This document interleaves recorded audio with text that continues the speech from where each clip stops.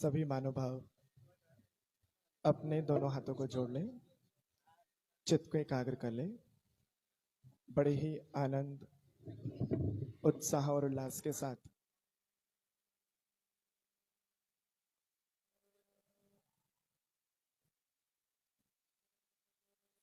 प्रभु परमात्मा का स्मरण करना है। ओम नमः सिद्धेभ्यः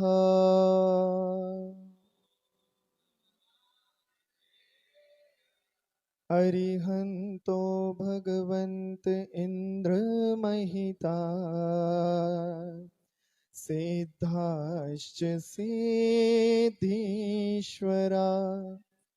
आचार्या जिन शासनोन्नतिकरा पूजा उपाध्यायिका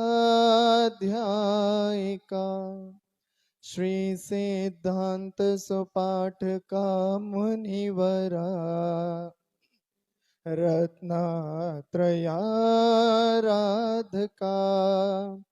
पंचैते परमेष्टिनः प्रतिदिनं कुर्वन्तु ते मङ्गलम् कुर्वन्तु मे मङ्गलम् कुर्वन्तु नो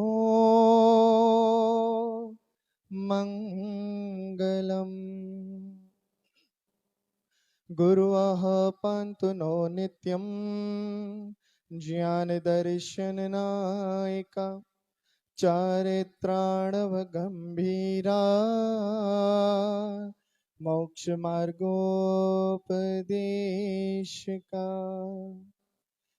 जय बोलिए अनंत अनंत सत परमेष्ठी भगवान की।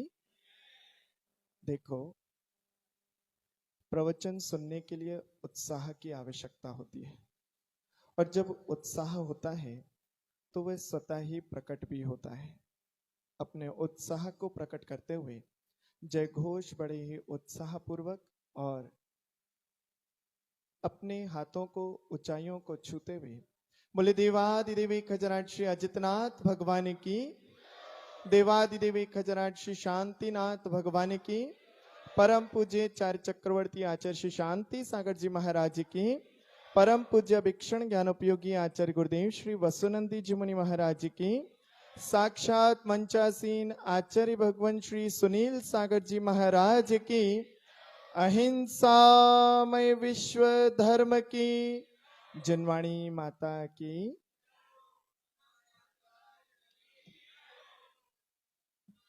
उपस्थित सत श्रद्धालु, देवशास्त्र गुरु के प्रति श्रद्धावंत, धर्म श्रवण करने के लिए आतुर आप सभी धर्मानुरागी महानुभाव, तीन लोक में मध्य में विराजित मध्य लोक है, और उस मध्य लोक में सूर्य की अपनी महिमा अलग है। ज्योतिष मंडल में सूर्य का प्रकाश अद्वितीय है, और जब सूर्य मंडल अपने उस प्रकाश को इस धरा तक प्रेषित करता है, तब उस समय जुगनू का प्रकाश काम नहीं आता। ऐसे ही वनस्पति काय में बाधा को पार करते हुए आगे चलते हैं। वनस्पति काय में बरगद का वृक्ष होता है, और उस बरगद की छाया बहुत विशाल होती है, उसकी काया बहुत विशाल होती है। उस समय एक दूब यानी घास का कोई महत्व नहीं होता। सागर की गहराई बहुत होती है, रत्नों का सार बहुत होता है। उस समय चुल्लू भर पानी का कोई महत्व नहीं होता। ऐसे ही तीर्थंकर के समव शरण में जब उनकी दिव्य ध्वनि खिरने के लिए सब लोग आतुर हो, सुनने के लिए आतुर हो, उस समय कोई सामान्य मुनि का महत्व नहीं होता।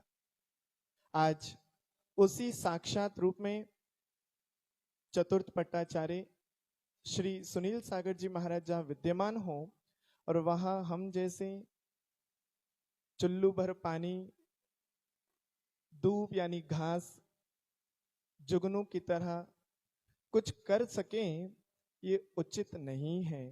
फिर भी गुरु आज्ञा गरियसी, बड़ों की आज्ञा श्रेयस्कर होती है, शिरोधार्य करने के योग्य होती है। पूज्य आचार्य श्री का संकेत मिला, इसलिए कुछ शब्दों से केवल अपनी बात को रख रहा हूं। प्रवचन तो पूज्य आचार्य श्री के ही सुनने को आपको मिलेंगे। समय लेकिन भूमिका में ही निकल गया। अंत या अल्प शब्दों में सारभूत वस्तु को कहने का प्रयास करता हूं। एक सूक्ति है, एक नीति है, बहुत ही गहरे और बहुत ही धारण करने के योग्य है। चंदनम शीतलम लोके चंदनादपि चंद्रमा, चंद्र चंदन द्वयोर मध्ये शीतला साधु संगति। इस दुनिया में जब विद्वत्तों की चर्चा होती है तब वो प्रश्न पूछा गया, इस संसार में सबसे ज्यादा शीतल क्या है? तो एक व्यक्ति बोला चंदन सबसे ज्यादा शीतल है, उसका उपचार बहुत शीघ्र रोग का निवारण कर लेता है। वहीं दूसरे ने कहा चंदन से ज्यादा शीतल है चंद्रमा, क्योंकि चंदन तो कहीं कहीं उपलब्ध होता है, चंद्रमा तो सर्वत्र व्यापी है, उसकी उपलब्धता सहज हो जाती है। और घनघोर रात्रि में भी जब पूर्णिमा का चांद विकसित होता है, उसकी चंद्रमा अपनी ही शीतलता प्रदान करती है। फिर किसी से पूछा तो बोले बसेरे का मोती बहुत शीतल होता है। किसी ने कहा कि भैया आप लोगों में से कोई रहा होगा पंचम काल का श्रावक, तो बोला कोका कोला बहुत ठंडा होता है।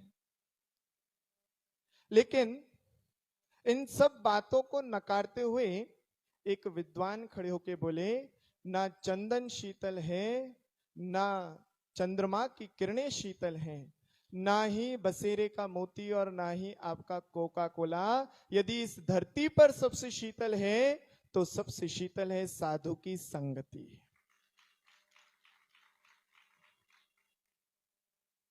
संगत कीजिए साधु की, कटे कोटि अपराध। केवल कितनी देर की? एक घड़ी आधी घड़ी, आधी की पुनियाद, संगत कीजिए साधु की, कटे कोटि अपराध। एक घड़ी यानी मात्र 24 मिनट की, और उसकी आधी कर दें, कितना हुआ राकेश जी? 12। और 12 का आध महेंद्र जी 6, और आधे का पुनि आध यानी मात्र 3 मिनट की संगति। यदि जीवन में 3 मिनट की संगति भी मिल जाए तो जीवन परिवर्तित हो जाता है। और आपको तो यहां पर 3 दिन से ज्यादा का समय मिला है। मुझे तो यकीन है आपका जीवन बदलेगा, और ऐसा बदलेगा कि 60 की जगह कितनी पिच्ची हो जाएगी। केवल सूर्यनगर की चर्चा है। 60 से यहां हो सकता है आपके भी ठाट बाट ऊपर उठ जाएं, और वहां से उठकर आप भी यहां पर आ जाएं। कोई बड़ी बात नहीं है।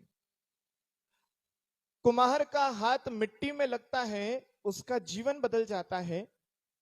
जौहरी का हाथ अनगढ़ हीरे पर लगता है, वह हीरा चमक उठता है। शिल्पकार का हाथ पत्थर पर लगता है, वह मूर्ति बन जाता है। और सुनील सागर जी का हाथ भक्तों पे पड़ता है, वह भगवान बन जाता है। मानो भाव। एक कुम्हार था, कुम्हार ने चाक पर अपने बर्तनों का निर्माण किया, और जैसे माता बहनें होती हैं, जितने आटे की रोटी बनी उतनी बना लेती हैं, बाकी का क्या करती हैं? उठाकर नहीं रखती।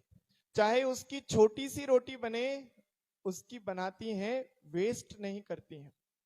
ऐसे ही उस कुम्हार ने भी बची हुई मिट्टी को छोटी सी चिलम बना दिया।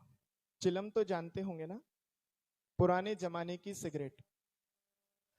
उस मिट्टी की चिलम को क्या बनाया, वहां पर बैठे हुए दो मित्र, उनमें से एक बोला, वाह क्या चिलम बनाई है कुम्हार तुमने, इसे मुझे दे देना, इसका सेवन मैं करूंगा। जैसे ही सुना, उसका मित्र बोला, अरे तुम चिलम पीते हो, नशा करते हो, आज से तुम्हारी और हमारी मित्रता समाप्त। मैं नशेले सेवन करने वाले को मित्र नहीं बनाता। इतने में बैंड बाजों के साथ कोई दिगंबर संत का नगर में आगमन हुआ, और जैसे ही आगमन हुआ, उस कुम्हार का विचार बदल गया। अरे देखो, दिगंबर साधु का नगर में आगमन हुआ है। और उसने जैसे ही देखा और चिलम पर थप्पी मारी और उस चिलम को कलश का छोटा सा आकार दे दिया। क्यों? अरे मैंने सुना है कि कई बार दिगंबर संत जब अपने आहार की आंकड़ी लेकर निकलते हैं, उनकी विधि में कई बार मिट्टी का कलश होता है, तो हो सकता है मेरा ये मिट्टी का कलश उनके पड़गाहन में काम कर जाए। जैसे ही मिट्टी का कलश देखा, उस मित्र का विचार बदल गया। उसने आचार को परिवर्तित करके बोला, अरे आज से मेरा चिलम का त्याग, और तुम और मेरी दोस्ती समाप्त नहीं होनी चाहिए। और जैसे ही उसने चिलम का त्याग किया, उस मित्र ने भी कहा, आज से यदि तुम्हारा चिलम का त्याग हो गया, तो मेरा भी तुम्हारे से जैसा पहले व्यवहार था वैसा का वैसा कायम हो गया। और जब दोनों तीनों अपनी बात कर रहे थे, उस चाक पर रखी हुई मिट्टी भी मौन भाषा में बोली, अरे कुम्हार तुम्हारा विचार बदला तो कुछ नहीं बदला, मित्र तुम्हारा आचार बदला तो कुछ नहीं बदला, और हे सखे तुम्हारा व्यवहार बदला तो कुछ नहीं बदला। अरे मुझसे पूछो, मेरे तो जीवन का आधार बदल गया और मेरे तो आकार बदल गया। ऐसी होती है साधु की संगति। दूर से देखकर भी उस कुम्हार का विचार और आचार सबका बदल गया। आप लोग तो बहुत निकट हैं, आप लोग तो संगति के इतने निकट हैं, क्योंकि बरसात प्रकृति किसी एक की नहीं होती। जब बरसती है तो सबके लिए समान रूप से बरसती है, जब मिलती है तो समान रूप से मिलती है। सूरज चमकता है तो किसी एक के लिए नहीं, नदी बहती है तो किसी एक के लिए नहीं, और हवा चलती है तो किसी एक के लिए नहीं। ऐसे दिगंबर संत आते हैं तो किसी एक के लिए नहीं आते हैं। मानुभाव, वो पानी की बरसात कदली यानी केले के फूल पर पड़ती है तो कपूर बन जाती है, सांप के मुख में पड़ती है तो जहर बन जाती है, और यदि वह धरती पर पड़ जाती है तो कीचड़ बन जाती है। और वही पानी की बूंद जब दिगंबर वीतरागी प्रतिमा के ऊपर पड़ती है तो गंधोदक बन जाती है। इसीलिए जो संत नगर में आते हैं तो वह गंदगी को गंधोदक बनाने का कार्य करते हैं, वह व्यक्ति के जीवन को निखारने का कार्य करते हैं। आप लोग बहुत सौभाग्यशाली हैं कि जिन्हें ऐसे दिगंबर संत का सानिध्य प्राप्त हुआ। ऐसे संत का सानिध्य हम लोग जब चलकर दूर से यहाँ तक आ गए, आपको भी प्रतिदिन अपने घर से चल करके इनकी संगति में बैठना अपने जीवन का उद्धार करने का साधन है। मानुभाव, 5 महीने तो आपको मिलने ही वाले हैं, लेकिन वे लोग ज्यादा सौभाग्यशाली हैं जिन्होंने उससे पूर्व 3 महीने का सानिध्य पहले ही प्राप्त कर लिया। दिल्ली को 3 महीने पहले महावीर जयंती से सानिध्य मिला, और 5 महीने ऋषभ विहार वालों ने उसकी नियुक्ति करके 8 महीने में परिवर्तित कर दिया। अब बाकी लोगों की जिम्मेदारी बनती है कि वह 8 से 12 में परिवर्तित हो और 12 महीने से 12 साल में परिवर्तित हो। आप सबका शुभ हो। पूज्य आचार्य श्री के कर कमलों में कोटिशा नमोस्तु। और यही भावना भाते हैं कि हे दिगंबर संत, हे सूर्य, आपके श्री चरणों में इसी तरह से हम भी अपनी भक्ति को प्रस्तुत करते रहें। और समय से ज्यादा बोला हो तो उसके लिए क्षमा मांगते हुए बोले आचार्य श्री वसुनंदी जी मुनि महाराज की, आचार्य भगवान श्री सुनील सागर जी महाराज की, बोले परम पूज्य आचार्य ईश्वर सुनील सागर जी गुरुदेव की। जिनके हाथ होते हैं ऊपर उनकी किस्मत होती है सुपर। दोनों हाथ उठाकर के बाद जय घोष करें। बोले परम पूज्य आचार्य ईश्वर सुनील सागर जी।